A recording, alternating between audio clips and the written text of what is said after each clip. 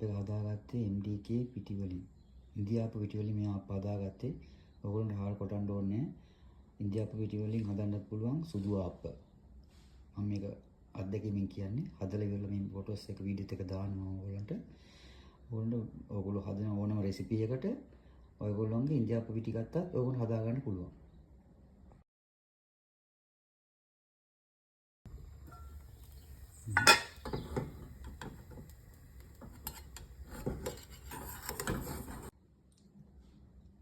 මම මේ ආප් එක හදාගත්තේ MDK පිටි වලින්. ඉන්දියාපු පිටි වලින් මේ ආප් හදාගත්තේ. ඔයගොල්ලන්ට හාල් කොටන්න ඕනේ. ඉන්දියාපු පිටි වලින් හදන්නත් පුළුවන් සුදු ආප්. මම මේක අත්දැකීමෙන් කියන්නේ. හදලා ඉවරලා මේ ෆොටෝස් එක වීඩියෝස් එක දානවා ඔයගොල්ලන්ට.